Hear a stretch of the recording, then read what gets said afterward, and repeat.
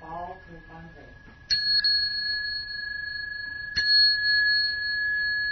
Please be seated. Namo tassa bhagavato arahato samma sambuddhassa. Namo tassa bhagavato arahato samma sambuddhassa. Namo tassa bhagavato arahato samma sambuddhassa. Okay, we have been studying the Sallekha Sutta. This is Sutta number 8 in the Majjhima Nikaya. And we are on now page 127. And last time I explained that in the sutta, in the section on effacement, the Buddha deals with 44 types of, you call them, unwholesome states, unwholesome qualities. And all of these qualities are to be overcome or eliminated by the practice of what is called effacement.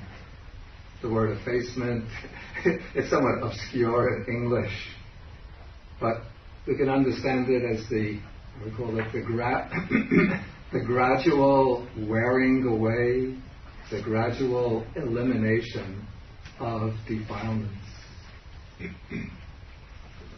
And last week I went through these 44 unwholesome qualities, and we examined them, and we saw how they fall into certain most of them fall into certain fixed sets. The 10 unwholesome courses of action. We have which are to be overcome by following the 10 wholesome courses of action. Then we have the eightfold wrong path, to be counted by following the eightfold right path or noble path, and so on. The 5 hindrances to be overcome by methods for eliminating the hindrances, 10 or so of the 16 corruptions of the mind, and 7 good qualities, or 7 bad qualities and their opposites, the 7 good qualities. And now, when we look at the sutta, we see that these 44 unwholesome qualities and their opposites are explored or treated in terms of 5 sections. These are 5 ways of dealing with these unwholesome qualities of mind. The first of these sections is the section on effacement. And this takes the form of each one is expressed by the formula in which one thinks. Taking the first one as an example, others will be cruel. We shall not be cruel here. Effacement should be practiced thus. So in this case, one makes this resolution that even though others might be behaving in a particular way, even though others might be exhibiting certain unwholesome qualities, that one will not follow their example, but one will strike out on the way that one sees to be the good, proper, wholesome way to follow. And by making this resolution, this determination, this is a form of effacement, of working to wear away, to erode away these unwholesome qualities.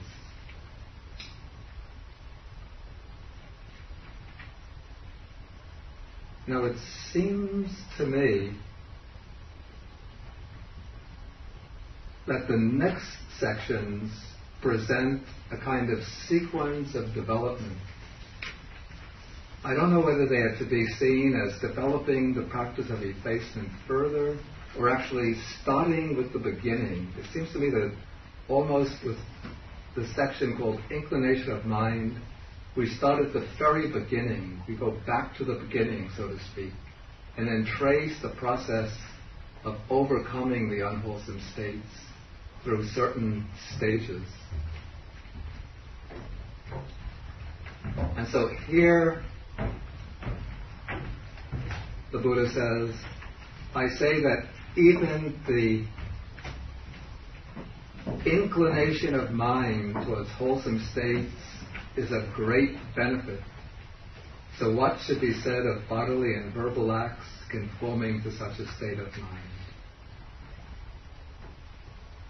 And here I will write this, a very important Pali expression used here.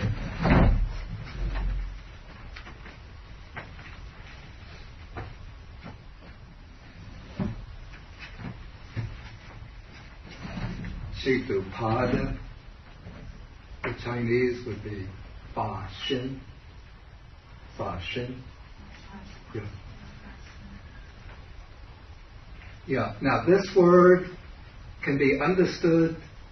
I think inclination of mind, not a good translation. And I have to take the blame for this. I don't remember what Venerable Nyanamoli's original rendering was, but I think I had substituted what his original rendering. I had to replace it with this, but I think it's not so good. Now, Chitopada can have the sense of either arising of the mind or production of the mind. In other words, either a mind that arises spontaneously or the deliberate arousing of this particular state of mind. And so just from Chitopada, one would not be able to tell. But from the following expression, in number 1, mind should be inclined thus. It becomes clear, and then the Pali makes it even clearer. Chitam upadetapam. And upadetapam indicates that's a causative form, which means one should cause to arise. In other words, one should arouse or produce the mind. One should give rise to such a state of mind. So inclination of mind is very weak when one considers that against the original Pali text.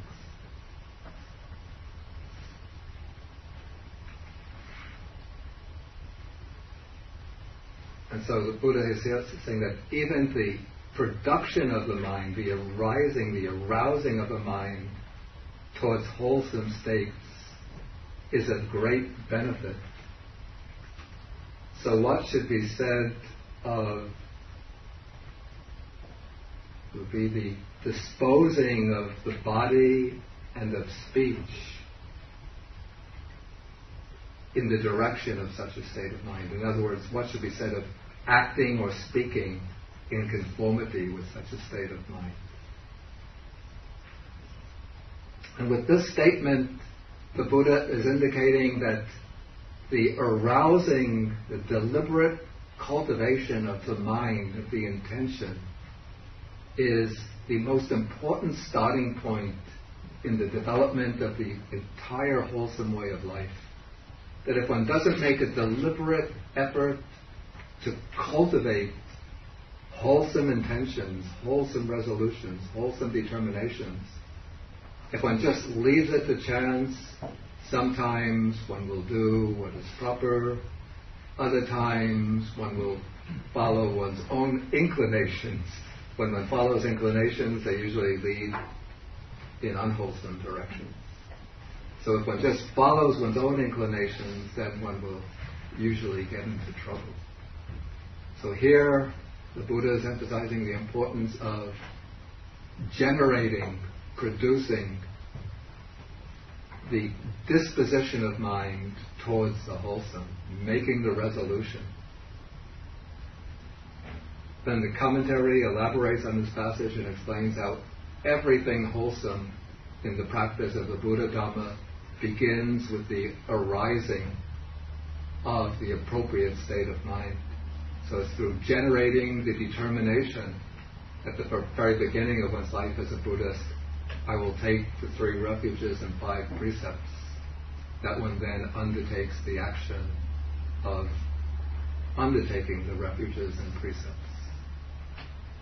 It is through making the determination, arousing this mind, I will practice generosity, that one then undertakes acts of generosity. It's through making the determination, that arising of the mind sometimes, in some people the mind will arise, the thought will arise, that I want to cultivate the mind through meditation. But if the mind, that thought just arises now and again, then one doesn't make the determined effort. But it's when one arouses the mind, makes that determined effort, arouses that mind, generates the resolution, that it's that resolution that will guide one in entering upon this practice.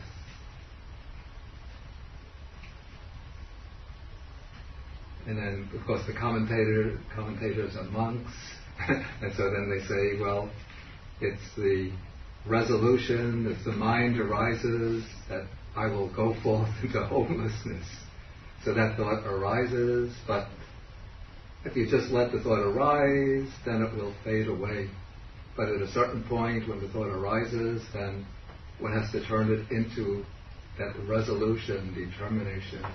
I will go forth into homelessness.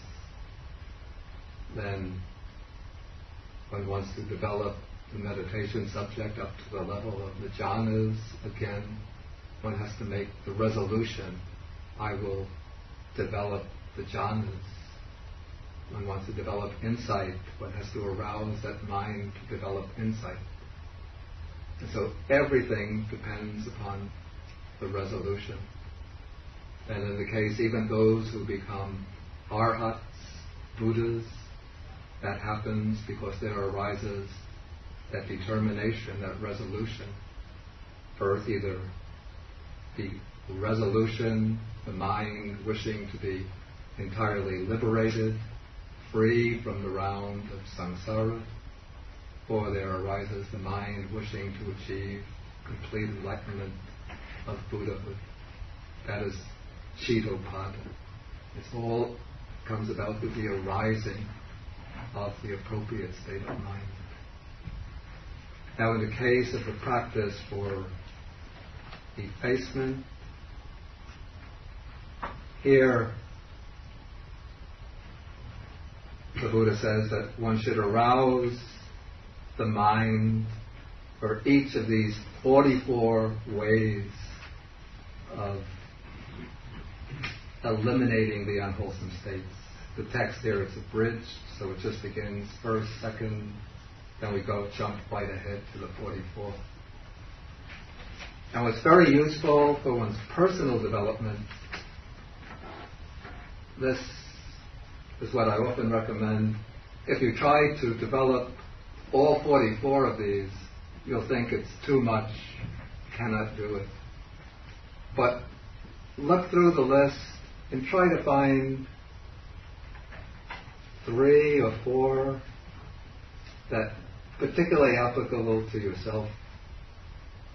And then make the resolution, arouse that mind every day.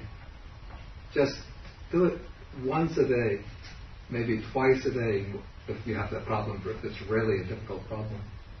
Once in the morning after waking up, once in the evening before going to sleep. If you're disposed to get angry easily, make the resolution. I will not get angry, but I will remain patient even under difficult conditions. If you are disposed to be lazy and postpone things that have to be done, you make the resolution. I will not be lazy, but I will be energetic and diligent.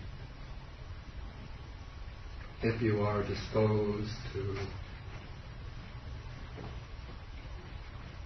be insolent, whatever. I will not be insolent, but I will be polite and considerate towards others. If you dispose, whose problem is this? To be obstinate, make the determination, I will not be obstinate, but I will be flexible, yielding.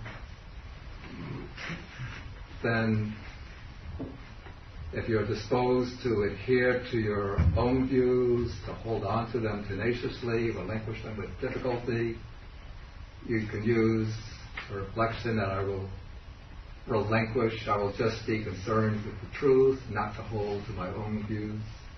Remember I was telling you last week about my when I first became interested in Buddhism, and I was learning from this monk who was my first teacher. After 3 months or so, I thought I knew more Buddhism than he did, so I would always, based on my reading of the Ramakrishna Mission Swamis, of their writings on Buddhism, and Alan Watts, so I would argue with him. Usually the arguments centered around the view whether the Buddha's teaching of anatta means, as my teacher would say, that means that there is no self. But since I was reading Watts and the Swamis, they were saying the Buddha's teaching of anatta means that there's really the big, great, universal self. And I would hold that view very strongly. That I would say, okay, the Buddha's teaching of anatta means no individual, private, finite self, no limited ego. But I was holding that view so strongly that it seemed that I was really believing not in the big universal self, but in the finite, limited ego, my own ego.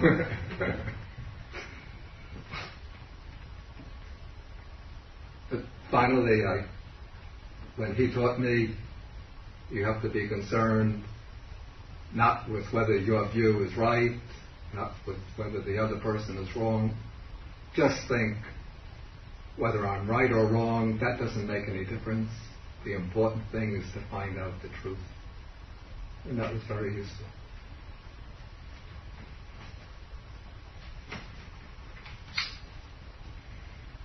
Of course, there were a few other things, I think. My views were true and his were false. Even today.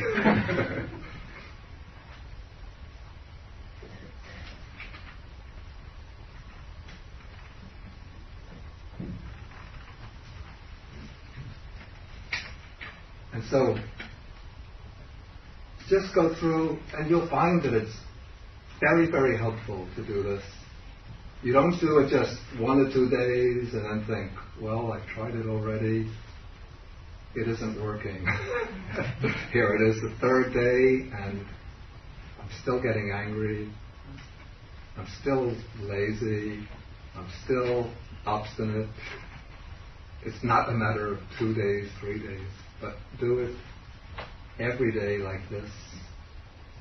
You'll see after a few months that it makes a big difference. It's a process of Sallekha, gradual wearing away. Again, this is like the example of the water that gradually can wear away. You see in the stream, sometimes the water is continually flowing down the stream, and a little stream of water is coming and hitting on the rock. And you see that place in the rock that the water is hitting, you'll see its convex surface, that it's indented. How did that happen? Not because the water has been hitting that rock 1 or 2 days, but just over months and years, the water wears away the rock. And so when one produces the appropriate state of mind, it will wear away the unwholesome states of mind.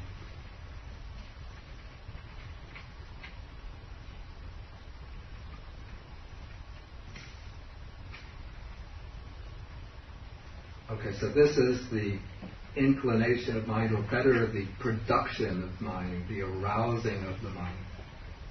And here the arousing of mind is the arousing of the resolution, the arousing of the determination.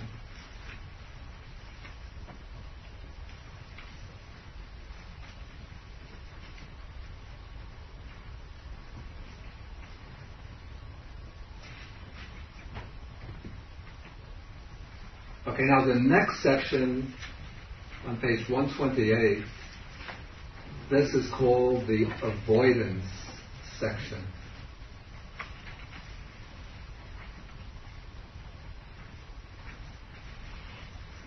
The Pali word is suggestive, parikamana. It means literally walking around.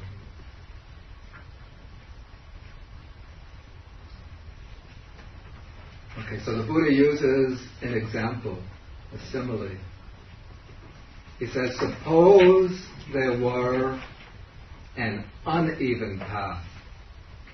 This is a rough road, a road with maybe rocks, gravel, thorns, and another even road by which to avoid it. If you're driving along your car, down the country area, and you come to two roads branching out, you can take either road. One road is a gravel road, rough, with a lot of bumps, dips, potholes. And then there's a smooth, even road.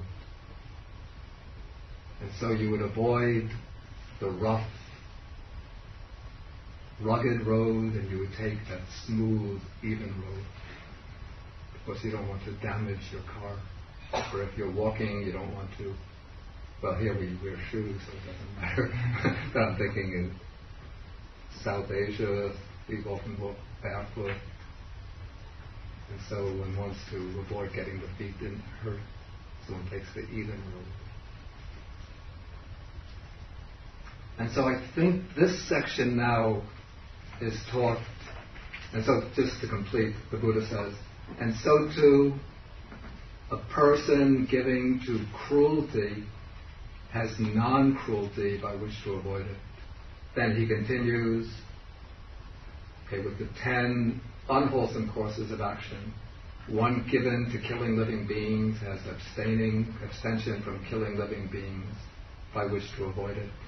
And so all the ways down to the last one. One given to adhere to his own views and so on, has non-adherence to his own views and so on, by which to avoid it.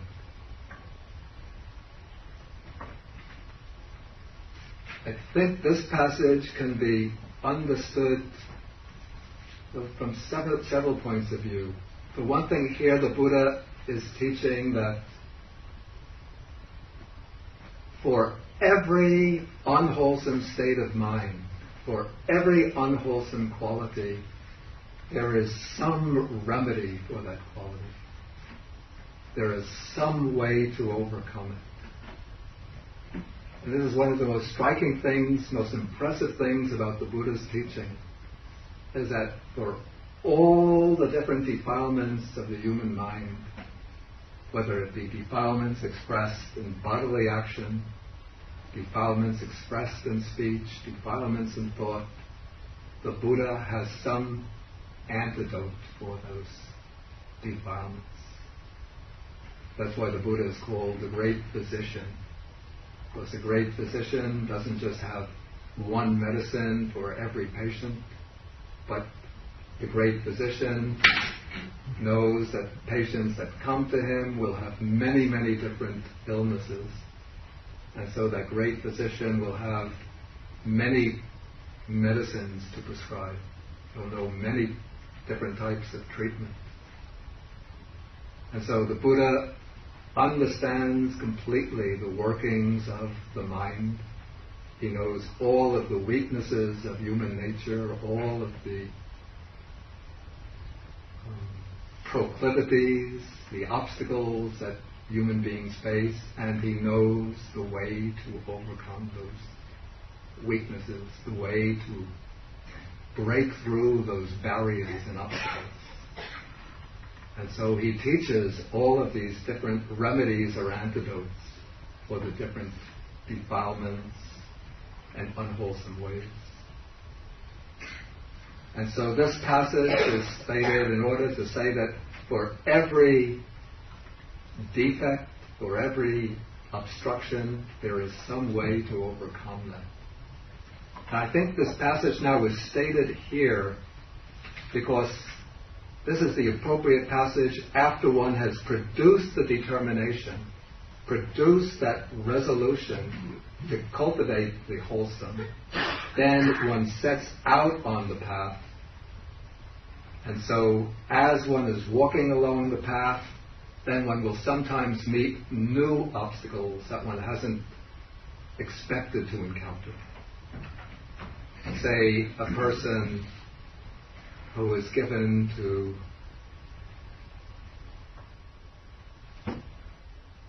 a person should definitely always be observing the 10 courses of wholesome action.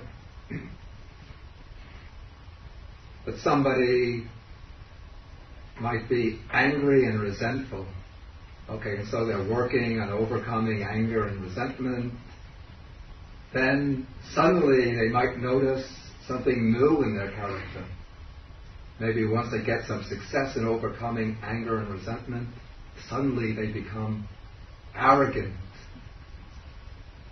They start thinking that now I've become free from anger, free from resentment, I'm so patient, so full of kindness and consideration. I'm so much better than other people. These other people are always getting angry and upset, but I'm so much more patient than they are. And so then they start becoming arrogant. That's number 33. Then they start, when somebody says to them, you shouldn't be arrogant, then they get difficult to admonish. What do you mean telling me I shouldn't be arrogant? You're just a beginner. I've been working on this path now for 3 months. I'm a veteran already. Okay, so new faults arise in one's character. And so when one starts seeing these new faults appear, then if they become apparent to oneself or other people point them out, then one has to realize that there are ways to overcome those faults. Or somebody might have a lot of faith, they might be very humble, very patient, but they might lack mindfulness and wisdom, number 42, 43. Then they should realize that they have to develop mindfulness and wisdom, and that there are ways to develop mindfulness and wisdom. And so then they would look at number 42 and 43. One given to unmindfulness has the establishment of mindfulness by which to avoid it. One given to lack of wisdom has the acquisition of wisdom by which to avoid it.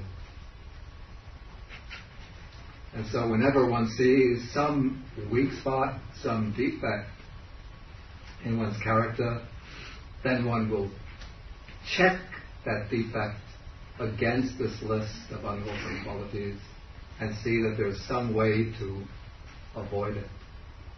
Because this is a concise sutta, the text doesn't specify in detail how does one develop mindfulness, how does one acquire wisdom. But to get those details, then one will turn to call a spiritual friend, somebody who knows the Buddha's teachings well for advice, or else if one studies the Buddha's teachings in detail, one will find more detailed explanations in other suttas. So when you know the entire body of the suttas, then you can fill in the details just by putting passages from the text together. Okay, so that is the passage on ways of avoidance. And now, the fourth section, this is very important. This is called the way leading upwards. It actually should be the way leading downwards and the way leading upwards. And this introduces an important fact about unwholesome and wholesome states that one has to take into account, that one should not look at them lightly, not consider them lightly, not be negligent regarding them. But what one needs is the quality of heedfulness. And heedfulness,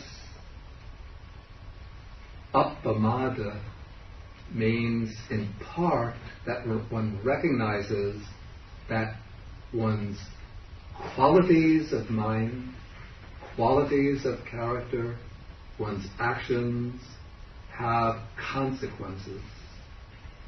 They have consequences in this very life itself and consequences for our future lives, consequences for our long-term future extending over many lives. And one shouldn't take this, if one really understands the Buddha's teaching, just as myth, legend, or Indian cultural accretions. Now it's very fashionable to say that all of these teachings of karma, rebirth, this is just part of the Indian cultural heritage of Buddhism. But now we are much more sophisticated today in the West, so we can get rid of all of this and we just have a Buddhism that we can practice here and now. Buddhism for today. But the Buddha says that we have to consider things really from a very long-term perspective. And when we consider unwholesome and wholesome qualities, states from the long-term perspective, he says, Ye kechi akusala dhamma sabete ado bhavang kamaniya. That is, whatever unwholesome qualities there are, all of them lead downwards. They go downwards. How do they go downwards? First, they lead downwards within ourselves.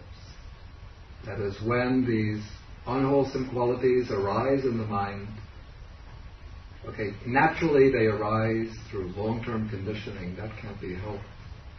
But if we let them go, if we don't pay attention to them, if we just let them drop into the mind, they are like weeds that drop into a garden. And if we don't take any measures to clear out that garden, then when the seeds of those weeds drop into the garden, those seeds are going to drop down, send down their roots, send up their sprouts, and proliferate. So before long, the garden gets completely overrun by the weeds. No more beautiful flowers, no more shrubs, no more trees, no more nice fruit trees, but everything is covered by weeds, and by wild trees that destroy the beautiful fruit trees.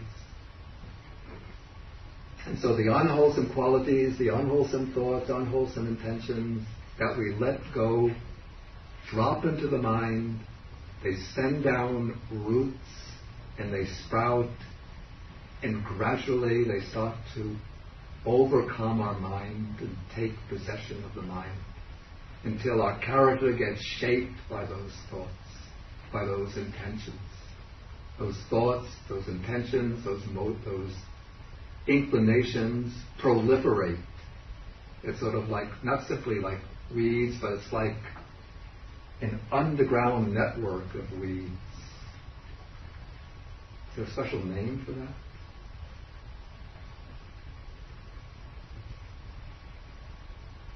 see them, they send down roots which spread.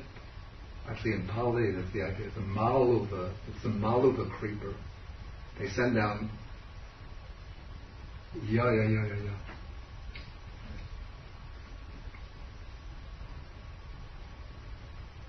They send down roots under the ground and they spread till they grow up everywhere.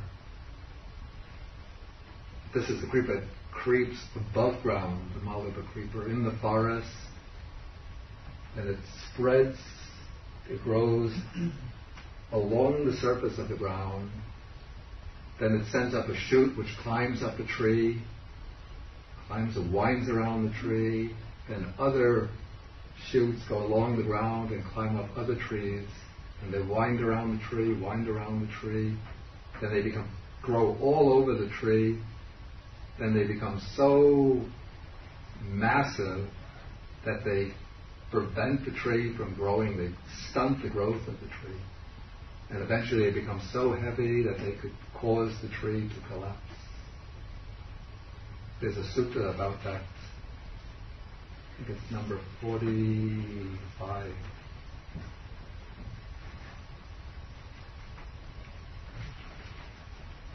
In the Majjhima Nikaya.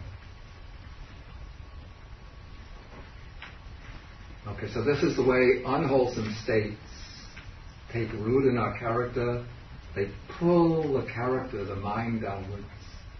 And then also those unwholesome states, they will generate, when they get sufficient strength, they will generate unwholesome actions, and they will lead downwards in terms of our future development, future migration within the round of existence, within samsara. They will lead downwards to lower forms of rebirth. And once one takes rebirth in the lower realm, then it becomes very difficult to find the way upwards back into the human realm or the higher realm. That is why a human realm or a divine rebirth is something very precious, very valuable. And so we have to take very, very strong measures to protect our human dignity and not allow the unwholesome states to pull us down to lower realms of existence. But then the positive side is that whatever wholesome states there are, ye kechi kusala dhamma sabbe te upari bhavang kamaniya. Whatever wholesome states there are,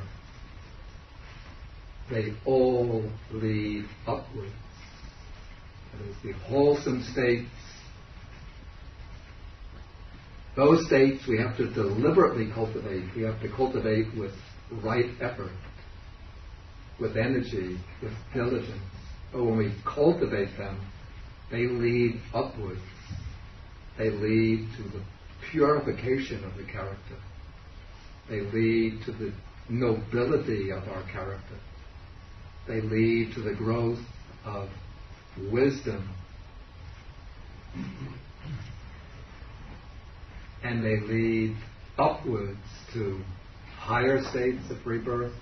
They will lead us back into the human realm, to rebirth in divine realms. And eventually they will lead us to enlightenment, to Nibbana.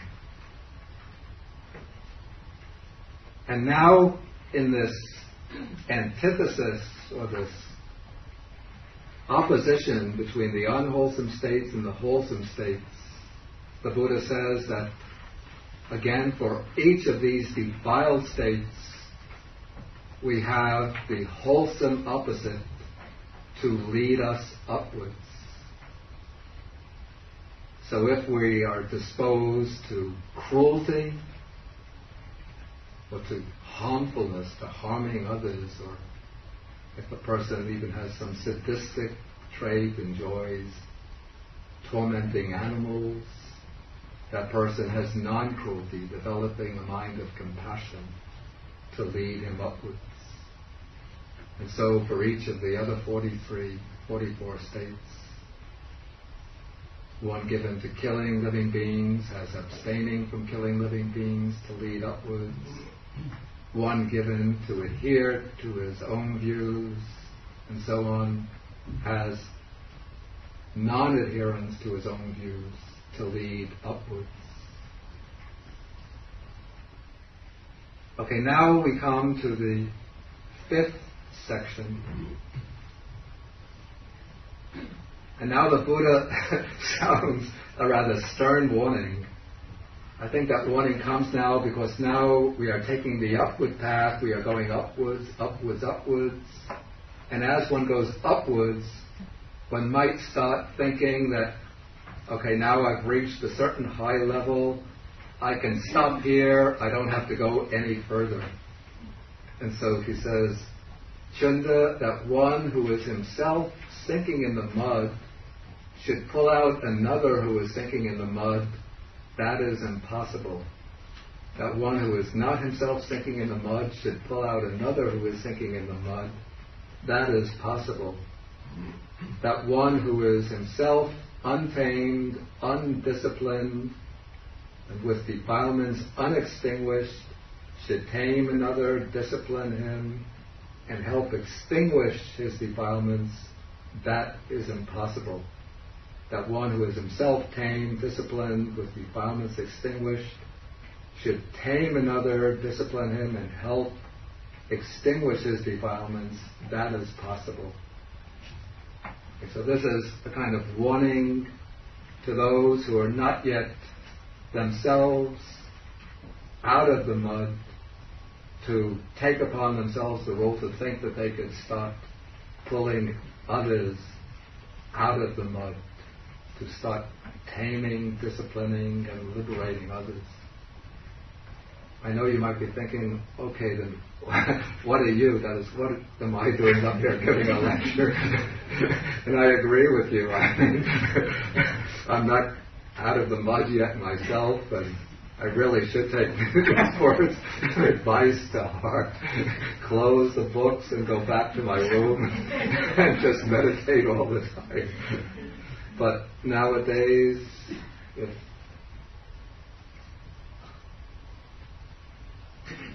foolish people like me don't talk on Dhamma, then people who are even more foolish will talk. They won't be challenged.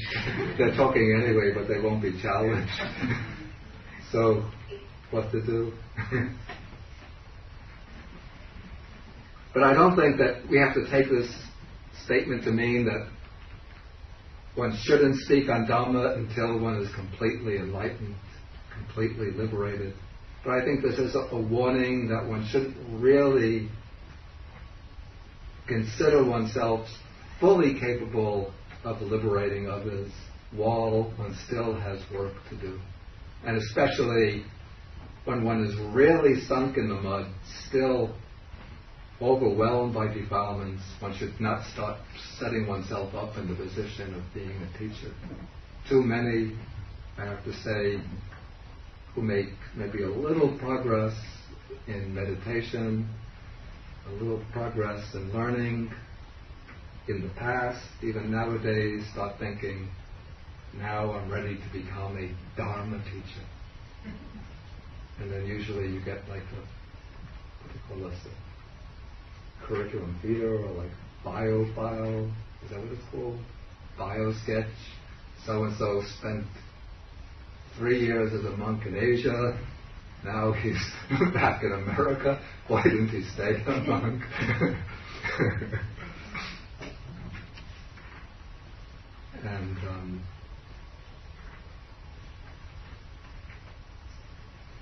And so one has to go about this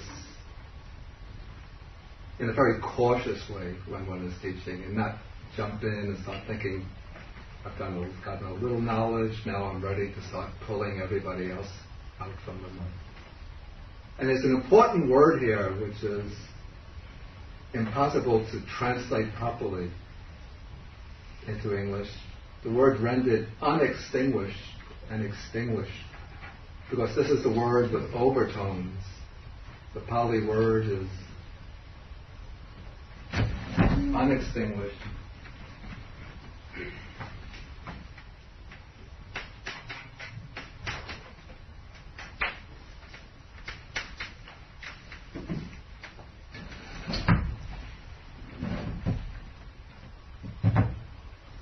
Okay, the word unextinguished is with the balance that one who is himself untamed, undisciplined, unextinguished. To put it into English, we have to say with defilements unextinguished, but the Pali is better, aparinibhuto. Now, one could also translate this. You see, the word parinibhuto means one who has attained nibbana. Parinibhuto, nibhuto is the past participle that is used to indicate attained nibbana. And that's the prefix form, parinibhuto. Parinibhuto is one who has attained nibbana. Aparinibhuto is one who has not attained nibbana. And then the phrase that's given here at the end of this paragraph, help extinguish his defilements. Again, it's a makeshift because the Pali has parinibhapesati, which means, could be translated, and cause him to attain nirvana. In other words, what's being implied here is helping somebody to attain nirvana, to bring somebody to nirvana. And so one who has not attained nibbana himself, herself, will not be able to help another to attain it. But we shouldn't say it that way, to cause another to attain it. Whereas one who has done so can bring another to nibbana. That's being implied.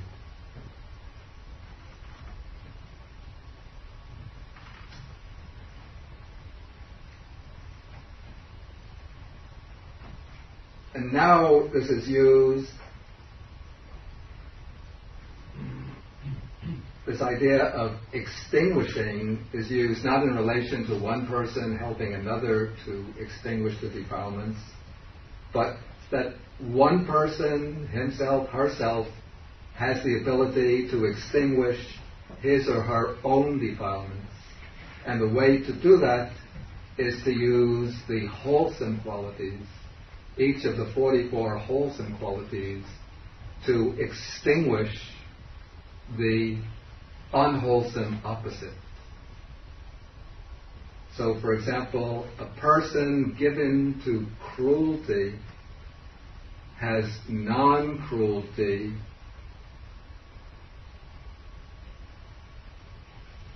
to extinguish it.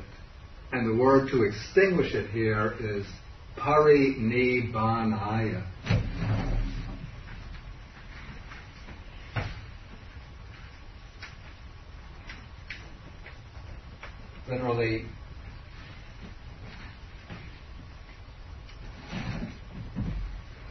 Literally it would be for bringing the person given to cruelty has non-cruelty for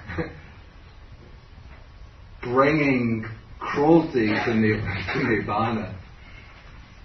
We might translate it that way, to sort of play on words here. Because the idea of nirvana is extinguishing. So what one is extinguishing is the fire of the unwholesome states with the wholesome opposite. And so for each of the 44 unwholesome qualities, one uses the wholesome opposite. One conceives of the 44 unwholesome qualities as being like a fire, and the 44 wholesome qualities as being like water. And one uses that water of the wholesome qualities to extinguish the unwholesome qualities. And by extinguishing the unwholesome qualities, one brings oneself to Nibbana. And I said when we started this talk that these 4 sections seem to unfold in a sequence. And this last one, we could see, is the culmination of the sequence. Exactly how the first one, the one on effacement, fits in, it's a little troublesome, a little trouble understanding. But taking the inclination of mind or the arousing of the mind, we can see that as the starting point. One begins by producing that determination, that resolution to cultivate the wholesome states, to overcome the unwholesome states by cultivating the wholesome states. Then one walks along the path by avoiding the unwholesome states and practicing the wholesome states. That's the section on avoidance. Then, as one goes along, one realizes that one is avoiding the downward path of the unwholesome states, and one is moving upwards further and further by cultivating the wholesome states. But now, as one is making progress, one needs this warning not to set oneself up prematurely as a savior, a liberator of others. One could help others, share one's knowledge, one's understanding with others, but don't neglect the work on oneself. Then one has to keep on working and use the wholesome methods as the means of extinguishing the unwholesome qualities. And when all of the unwholesome qualities are extinguished, then the work is done, then one is liberated. And so then the Buddha sums up his discourse, paragraph 17. He says, "So Chunda, the way of effacement has been taught by me. The way of inclining the mind, or now I would prefer the way of generating the mind, or generating the resolution, has been taught by me. The way of avoidance has been taught by me. The way leading upwards has been taught by me. And the way of extinguishing has been taught by me." And now the Buddha says, what should be done for his disciples out of compassion by a teacher who seeks their welfare and has compassion for them, that I have done for you, Chunda.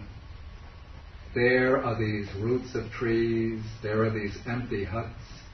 Meditate, Chunda, do not delay, or else you will regret it later. This is our instruction to you. And that is the discourse on effacement. Maybe if anybody has any ideas of how the first section, the way of effacement, fits in, I'd be interested to hear. If you see that the other sections form a gradual sequence, how that section fits in. I've been thinking about it, but I don't have a solution. Yeah. My only thought is that they are meant to explain the way of effacement, that they are the gradual removing of the defilements, that so that the other 4 are explaining the first one. That's the only way that I could make sense out of it.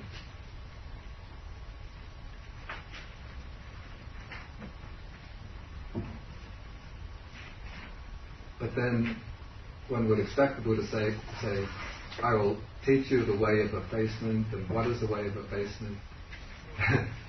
It is, first there is the way of generating the mind, then the way of avoidance, then the way of leading upwards, then the way of extinguishing. As I said, the way of effacement is put in almost as though it's a separate process in its own way. That's why I get stumped. But unless there's a better idea, then I think we'll have to agree that that is the correct interpretation. Did we have an understanding of why he's talking about effacement at all? Because that wasn't Chunda's original question. Yeah. It's a question, why discourse slides into talk about effacement, when it's not the topic that's originally raised,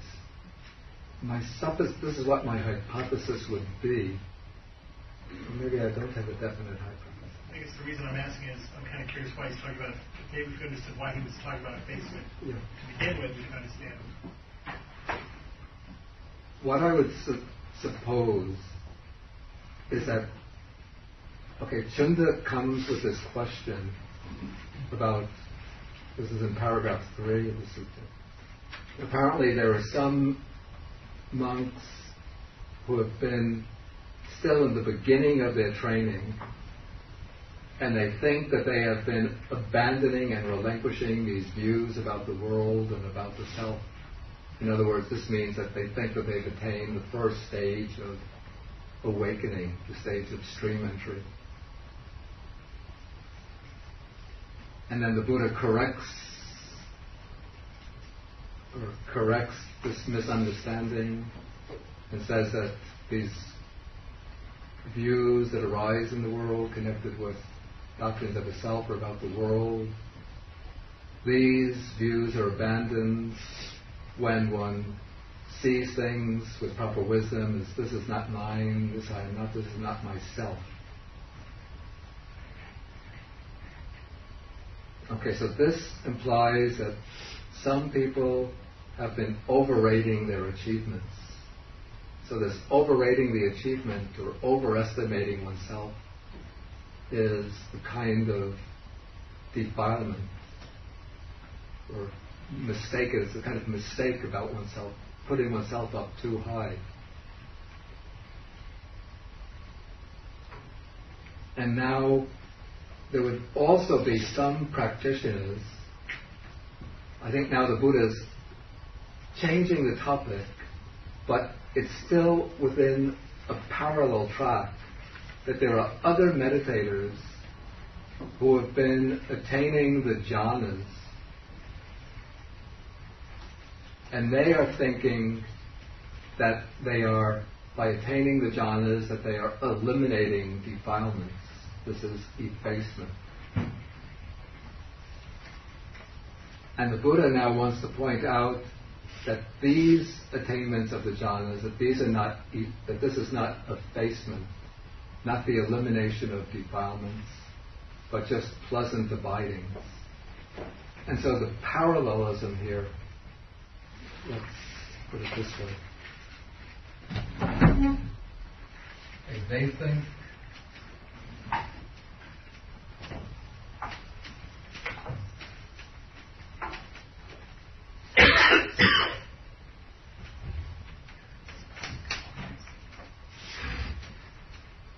so I think we might see a parallelism here.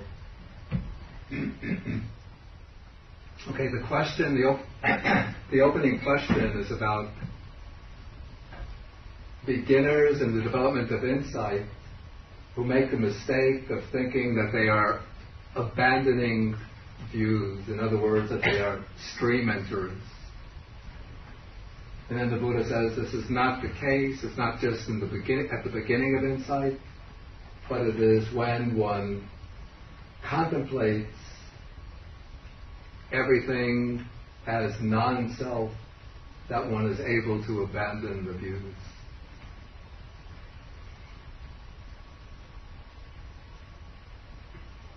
Then we shift to a different topic, but one that is parallel. The Buddha brings up the case of those who are attaining the jhanas and then the formless attainments, and they think they are abiding in effacement. In other words, that they are removing defilements. And the Buddha says this is not the case, but the way to overcome, to remove the defilements, the correction, is by practicing these 44 ways in the 5 sections. It's what, Sallekha?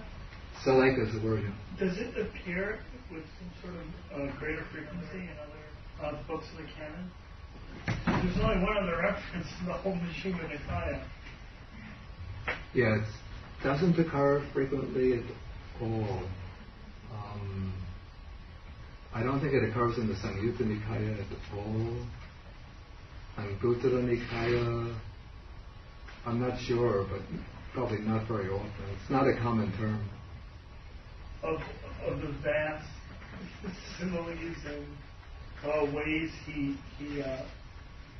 brings out the Eightfold Path and the practice, it's strange that he launches into such a detailed explanation. Yeah. All based on a word that's so infrequently used. That is so. It's somewhat puzzling that word gets so much attention in the sutta, and it's treated in such detail, and yet it doesn't figure prominently in other texts. This is my hypothesis. It could have been a word in current usage up in that period amongst the different ascetic communities, the different tapases, the ascetics who were practicing austerities. And so the Buddha could have just taken that word over for special purposes and then given it a special meaning derived from his own system. And the commentators don't have anything to say on it. I looked in the commentary to this sutta. It was not very much. They didn't have very much to say. It's a great mystery. Yeah. This word, chitta, rousing of the mind. Yeah. Is that similar to? It's not exactly the same as intention, but I think it sort of emphasizes the intentional quality within the mind. But intention is a word which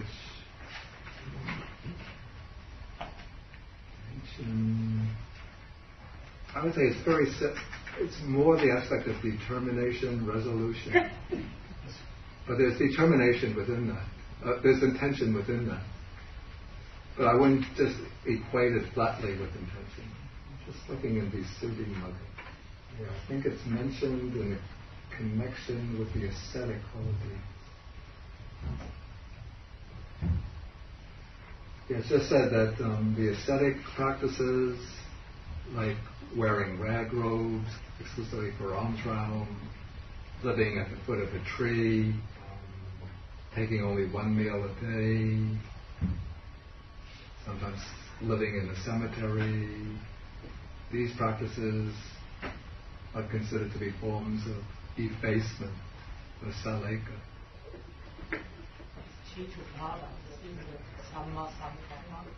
It's not exactly the same, because Samma Sankappa has a more limited meaning. Samma Sankappa, it's usually restricted to. That's what I would translate intention as Sankappa, the intention of. It's usually explained the intention of renunciation, the intention of benevolence, of goodwill, the intention of harmlessness.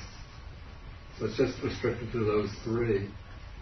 Whereas Chitta-pada can cover just about anything. And there can be, I guess, good, as well as good Chitta-padas, there can be bad Chitta-padas too. The arising of the mind in regard to unwholesome things. Though usually one doesn't have to make a strong effort to arouse the mind for unwholesome things. The mind goes there by its own inherent tendencies. But it's towards the wholesome that one has to arouse the mind or generate the mind. But citta maybe is considered to be the whole entirety of the mind, and intention to be one factor or force within the mind. But it's a force that becomes very prominent in this act of generating the mind. Sukhi, way in the back there. Yeah. The Veda Vitaka. Yeah. And then think. Yeah. And then become a mind. Yeah. And then chitta. You first then you have to arouse your mind. That's an interesting way to see it. Yeah, maybe we could think of the first section as maybe the initial spontaneous arising of the mind in this way. Is that the way what you mean?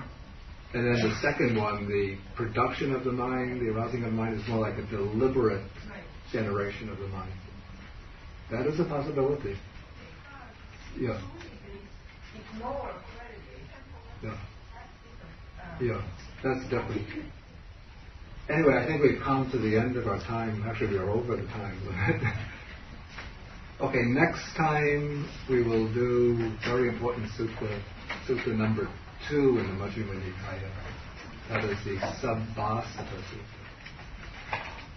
Sutta on all the taints. Okay, we do the sharing of the merits. Sharing the merits. Producing the mind, sharing the merits with the devas, the nagas or dragon spirits, asking them to rejoice in the merits and protect the Buddha's teaching, to protect the exposition of the teaching, to protect ourselves and others. Then we share the merits with the devas and the Bhutas, the harmful spirits, asking them to rejoice in the merits and achieve all their good wishes, all their success. Akasata Chumata Devanaga Mahedika Punyantam Anamodita Chiram Rakantu Sasanam Akasata Chumata Devanaga Mahedika Punyantam Anamodita Chiram Rakantu Desanam Akasata Chabhumata Devanaga Mahedika Punyantam Namodita Chiram Rakantu Mankaram Etarata Chalam Devi Sampadam Punya Sampadam Sabbe Deva Anumodantu Sabba Sampati Siddhya Etavata Chalam Hehi Sampadam Punya Sampadam Sabbe Buddha Anumodantu Sabba Sampati Siddhya Etavata Chalam Hehi Sampadam Punya Sampadam Sabbe Sattva Anumodantu Sabba Sampati